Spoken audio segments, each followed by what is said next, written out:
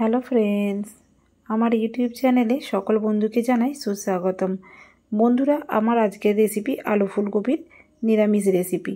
একদম সহজ উপায়ে আজ রেসিপিটা দেখাবো, চলো দেখে নেওয়া যাক। আলু এবং ফুলকপি ডুমো ডুমো করে কেটে নিয়েছি, আর এখানে কড়াইতে আমি জল বসিয়ে দিয়েছি। জলটা আমার ফুটে গেছে। এই জলের মধ্যে আমি কেটে রাখা ফুলকপিটা 2 থেকে 3 মিনিটের জন্য ভাপিয়ে নেব।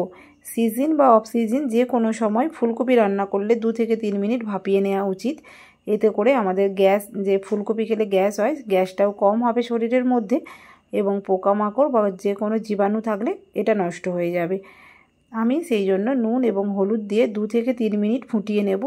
2 থেকে 3 মিনিটের বেশি কিন্তু ফোটানো যাবে না, তাহলে ফুলকপিটা অতিরিক্ত নরম হয়ে যাবে।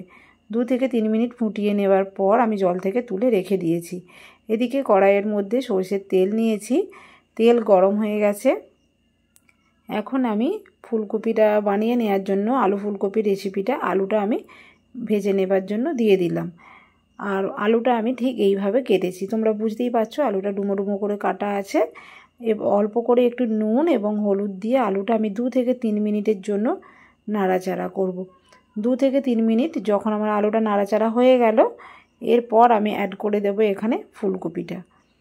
আলু এবং ফুলকপি আমি একসঙ্গে ভেজে নেব, এতে করে আমার তেলটাও এখানে কম ব্যবহার হবে এবং সাথে সাথে সময়টাও আমার কম লাগবে। আলাদা আলাদা তোমরা ভাজতে পারো, কিন্তু যাদের হাতে সময় কম তারা এইভাবে একসঙ্গে ভেজে নিলে তেল এবং সময় দুটোই আমাদের বেঁচে যাবে। খুব সুন্দরভাবে আলু ফুলকপিটা ভাজা হয়ে গেছে, আমি তুলে নিচ্ছি। আলু ফুলকপিটা তুলে নেবার পর কড়াইয়ের মধ্যে আবারও আমি সরষের তেল দিলাম। তেল গরম হয়ে গেছে, এখন আমি ফোড়ন দেব। ফোড়নে দেব আমি তেজপাতা, শুকনো লঙ্কা, ছোটো এলাচ, দারচিনি এবং লবঙ্গ।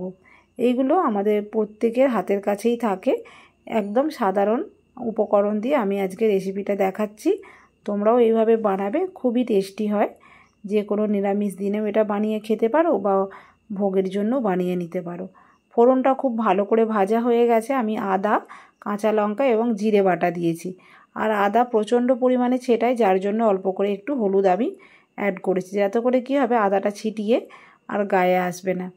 এইভাবে তোমরাও কিন্তু একটু মাথায় রেখে আগে একটু নুন বা হলুদ দিয়ে দেবে, এরপর আদা বাটাটা দেবে, তাহলে গায়ে ছিটিয়ে আসবে না। আদা, জিরে, কাঁচা লঙ্কার পেস্টটাকে আমি একটু ভালো করে নাড়াচাড়া করলাম। এরপর আমি এখানে দিলাম, এটা ঝাল লঙ্কার গুঁড়ো না, এটা হচ্ছে কাশ্মীরি লঙ্কার গুঁড়ো। আমি কাশ্মীরি লঙ্কার গুঁড়োটা দিয়েছি, তোমরা চাইলে দেবে, নতুবা না দেবে। পরিমাণ মতো হলুদ দিয়েছি। একটা মিডিয়াম সাইজের টমেটো আমি গ্রেট করে নিয়েছিলাম, সেটাকে এখানে দিয়ে দিয়েছি। সাধারণ উপকরণ যেগুলো সবার হাতের কাছে থাকে সেগুলো আমি দিয়ে দিলাম। অতিরিক্ত কোনো কিছু এখানে মশলা আমি অ্যাড করব না। এই সমস্ত মশলা দিয়ে সুন্দরভাবে আমি মশলাটাকে কষিয়ে নেব খুব ভালো করে, তবে এখানে মশলাটা কষানো হবে। মশলাটা দেখো খুব ভালোভাবে এখানে কষানো হয়ে গেছে। এরপর ভেজে রাখা আলু ফুলকপিটা আমি এখানে দিয়ে দিলাম। আলু ফুলকপিটা দিয়ে সাথে সাথে জল দেবে না, সুন্দরভাবে মশলার সঙ্গে মিডিয়াম ফ্লেমে আরও 2-3 মিনিট আমি কষিয়ে নেব। এতে করে ফুলকপি এবং আলুর মধ্যে খুব ভালোভাবে মশলাটা চলে যাবে, টেস্টটা কিন্তু এতে করে বেড়ে যায়। আবারও আমি এখন একটু নুন অ্যাড করেছি। আমি ধাপে ধাপে নুনটা দিচ্ছি, তোমরাও সেইভাবে কিন্তু যে যখন নুনটা ব্যবহার করবে একটু বুঝে নিয়ে নুনটা দেবে। আমার সুন্দরভাবে ফুলকপি, আলু এবং মশলা একসঙ্গে কষানো হয়ে গেছে। আমি পরিমাণ মতো জল দিলাম, যাতে করে আলুটা সেদ্ধ হতে আমার যতটা জল লাগে বা যে যেরকম গ্রেভি খেতে চাও সেই বুঝে কিন্তু জলটা দিয়ে নিতে হবে। জলটা দিয়ে আমি এখানে গ্যাসের ফ্লেমটা মিডিয়ামে রেখে সেদ্ধ হতে দিয়েছিলাম রেসিপিটা। দেখো এখন তো সেদ্ধ হয়ে গেছে মনে হচ্ছে, চেক করতে হবে।